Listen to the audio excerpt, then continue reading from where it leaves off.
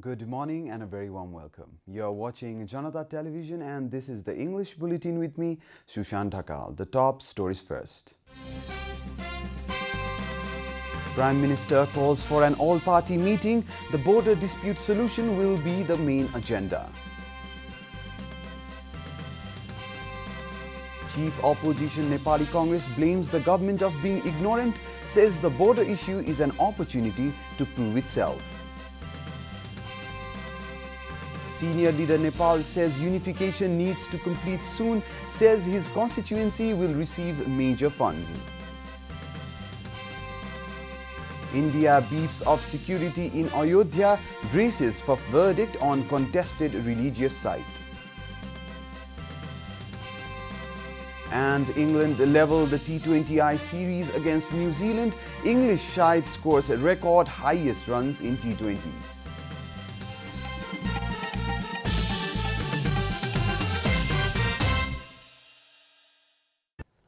And now the news in detail.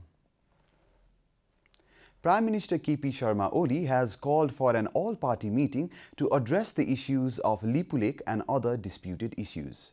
Prime Minister has called for the meeting today in the afternoon at Balwata after heavy protests took place all over the nation against the Indian act of including Nepali territories on the nation's official political map, said Prime Minister's press advisor Dr. Kundan Aryal.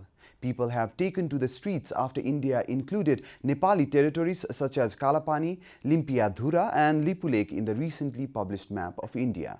Foreign Ministry has already released a statement stating that the map made unilaterally is unacceptable to Nepal.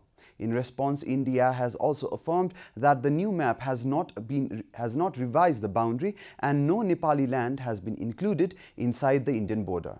Ruling Nepal Communist Party, Chief Opposition Nepali Congress and other political parties have made a plea to form a single voice on the issue and hold a diplomatic dialogue with India immediately to solve the border dispute.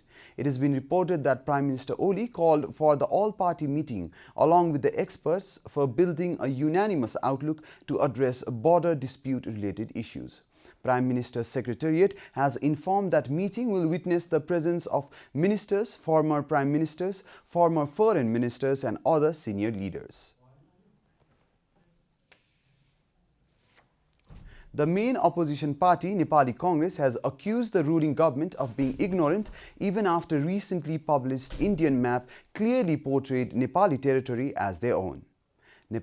Congress leader NP Saud expressed disappointment that Prime Minister KP Sharma Oli has remained silent about the whole controversy. Saud lamented that the government of being ignorant and showing little concern over illegal occupation of Nepali land by India.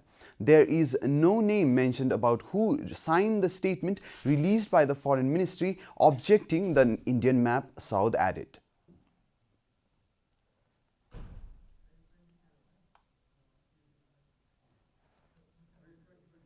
प्रधानमन्त्री चुप हुनुहुन्छ र यो सरकारका प्रतिनिधिहरू कर्मचारीहरूले दस्तखत गरेर निकालेका वक्तव्यहरूमा पनि यहाँसम्म पनि यो सरकार लाचार भइसकेको अवस्था छ कि कर्मचारीहरू आफ्नो देशको सरकारको दृष्टिकोण अभिव्यक्त गर्ने वक्तव्य प्रकाशित गर्दाखेरि आफ्नो नाउँ र पद लेख्दैन. Pasupati Shamsher Jabara, chairman of Rashtriya Prajatantra Party Joint, pushed forward the government's attention to adopt a diplomatic approach in solving all Nepal-India border disputes. Chairman Rana said the controversy serves as an opportunity for the communist government to prove their ability as all previous governments have failed to solve these border disputes.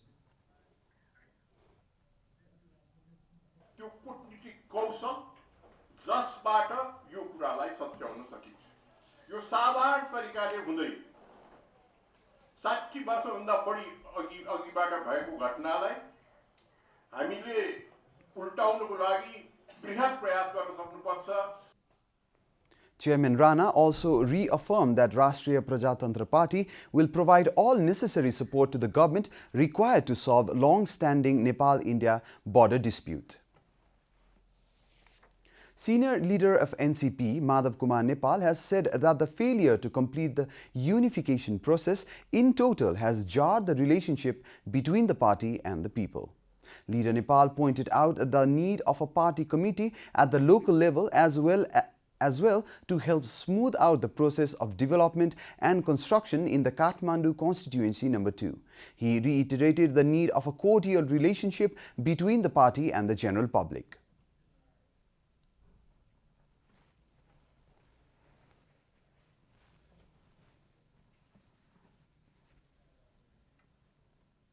Party एकता भएको 1 महिनाभित्र एउटा सर्कुलरमा सबै जटिलतालाई फुकाएर गर्न सकिन्छ, तर हामीले गर्न सकेनौँ। अब पनि विलम्ब गर्न हुँदैन भन्ने कुरामा मेरो पटकको जोड रहेको छ। Leader Nepal said he has been constantly barging on the stakeholders' doors to complete the Chabhail-Sakhu road section as soon as possible. Leader Nepal said the only way now to pressure the concerned stakeholders is to complete their project would be to take to the streets to protest.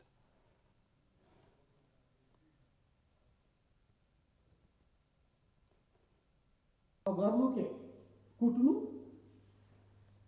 बोल्ने न हो। संसदमा मैले बोलेको छु, फेरि बोलो। एकचोटि बोल्दा त हंगामा भइसकेको छ भने फेरि मैले बोल्यो भने के हुन्छ? अनि म धरना बस्छु। धरना बस्ने बित्तिकै देशव्यापी रूपमा मात्रै होइन, देश दुनियाँमा तहल्का मचिन्छ। त्यो पार्टीको वरिष्ठ नेता आफै धरनामा बसेर सरकारको विरुद्धमा लाग्यो भने न्युज भोलि सुरु हुन्छ। Leader Nepal informed the public that in the upcoming fiscal year there is a plan in place to increase the budget for his constituent election to 1.15 billion rupees under various headings. This is Janata Bulletin. We'll be right back after a short break.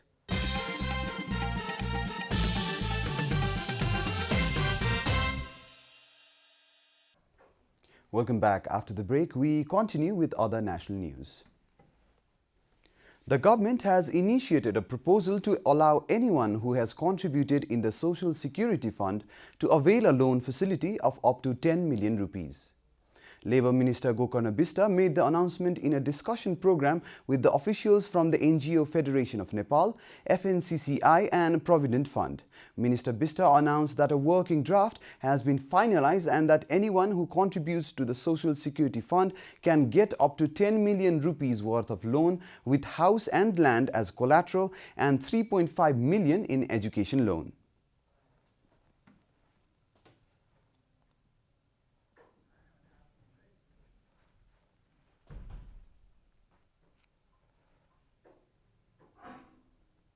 हर जग्गा लोनको लागि बढीमा 1 करोडसम्म, शैक्षिक लोनको लागि बढीमा 35 लाखसम्म लगायतको यस्तै अरु केही प्रावधानसहित लगानी सम्बन्धी कार्यविधि उहाँले प्रस्तावित गर्नुभएको छ। त्यसमा हामीले मन्त्रालयले अलि छलफल गरेर जस्ताको तस्तै वा त्यसलाई संशोधन गरेर हामीले पारित गर्छौं र लोन सम्बन्धी चिन्ता चासोलाई सम्बोधन गर्छौं। यद्यपि यो फेरि पनि सामाजिक सुरक्षाको सिद्धान्तसँग मेल खाने कुरा हो। The office holders also suggested the government to include the people working in unofficial sectors as the security fund is extremely important for them in the long run. क्षेत्रको काम गर्नको लागि एकदम राम्रो छ। हामीले यसलाई चाहिँ प्रभावकारी ढंगले कार्यान्वयन गर्ने गरी हामी लाग्छौं नै। अब तपाईहरुले अलि सरकारले पनि हामीले रिकग्नाइज गर्दिनु पर्यो भन्ने कुरा पनि हो कि जस्तै संरचना बनाउने बेलामा पनि हामी ठुलो सेक्टर छ। सायदै मेरो विचारमा सबैभन्दा बढी सेक्टर समेट्ने हामी इन्फर्मल भन्दा पनि हामी नागरिक संघ संगठनहरुै हो नेपालको। The office holders also suggested the government to take care of those people who work for only 3 months to make ends meet all throughout the year. They said it is imperative that the government takes into account the social security of those people as well. And now, the news from the economic front.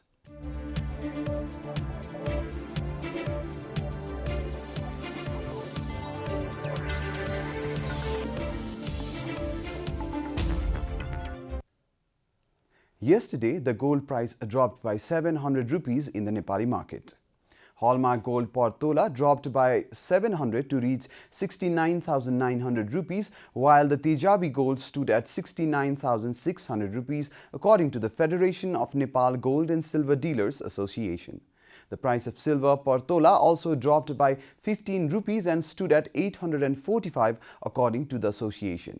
After a massive surge in the prices at the beginning of the year, gold prices have finally started to stabilize around the 70,000 mark. Time for a short break here at Janata Bulletin. Stay tuned for international news.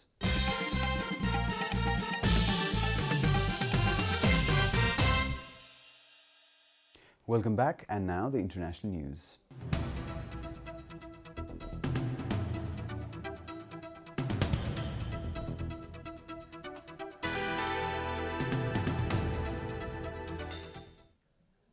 India has increased security a week before the Supreme Court rules on a disputed religious site that has been fiercely contested by majority Hindus and Muslims for decades, police and Home Ministry officials said yesterday.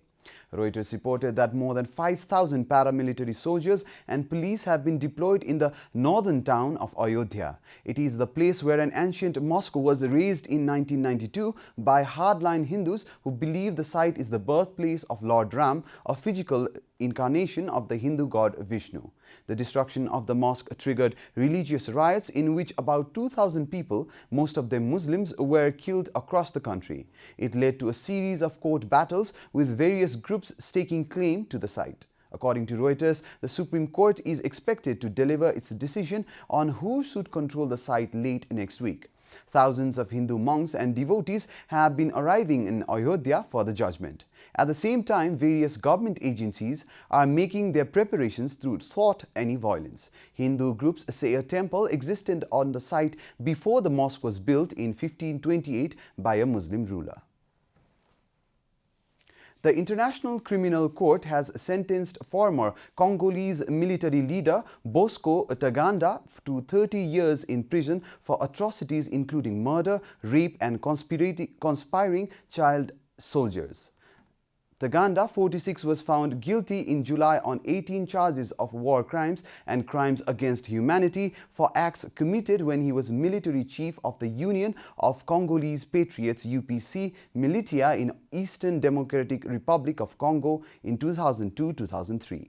In the conflict in Congo, Ntaganda's UPC, dominated by the Hema clan, targeted rival Lendu people for expulsion from the mineral-rich Utiri region. Hundreds of civilians were killed and many thousands were forced to flee.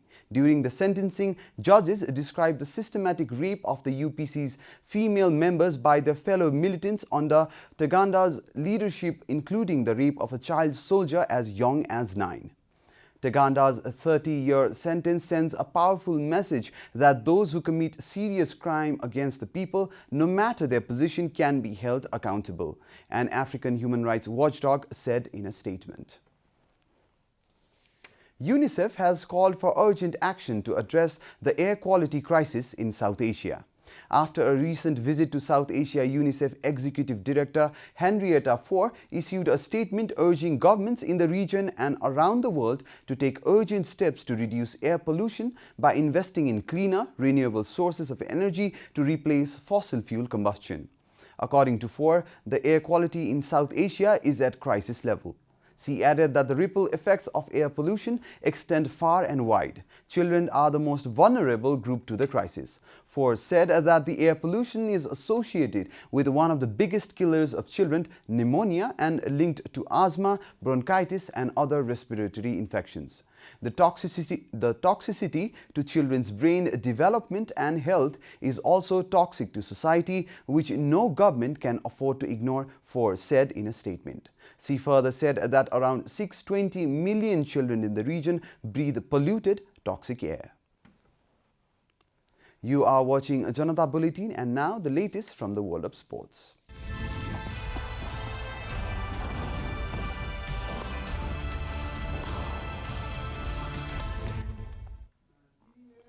England produced one of their best ever T20I performances as they defeated New Zealand to level the 5-match series 2-2. The English side produced an emphatic batting display as they scored 241 runs in 20 overs, losing just 3 wickets. David Malan scored an unbeaten 103 of 51 balls with 9 fours and 6 sixes, while Ian Morgan got out on 91 with 7 fours and 7 sixes. New Zealand got off to a good start as openers Guptill and Munro started off quickly, but a 4-wicket haul from English bowler Matt Parkinson demolished the New Zealand middle order as they were all out for 165 runs. England won the match by 76 runs. The decider and the 5th T20I will be played between the two nations tomorrow as the series is all tied up at 2-2.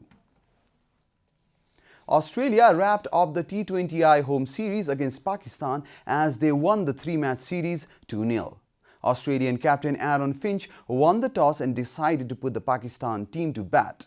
The Pakistan team had no answer to the disciplined pace bowling from the Australian fast bowlers. Man of the match Sean Abbott gave away only 14 runs in his 4 overs, taking 2 wickets. Only Iftikhar Ahmed for Pakistan scored above 30 as their batting order collapsed for 108 runs.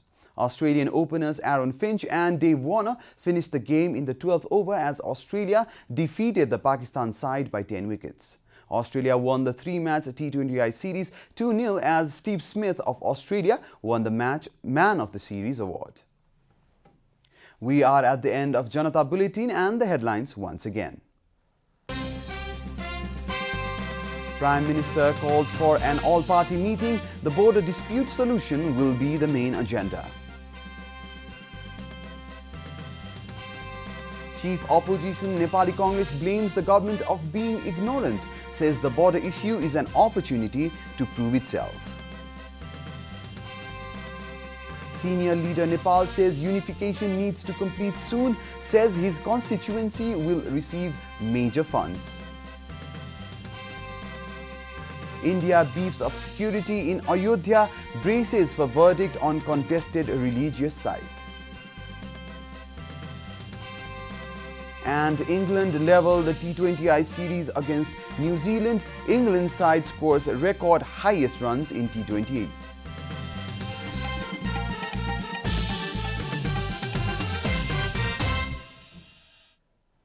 And that's all from the English News Desk for today. You can follow Janata Television and our programs on various social media platforms, including on our website janatasamachar.com. Keep watching Janata Television. Namaste.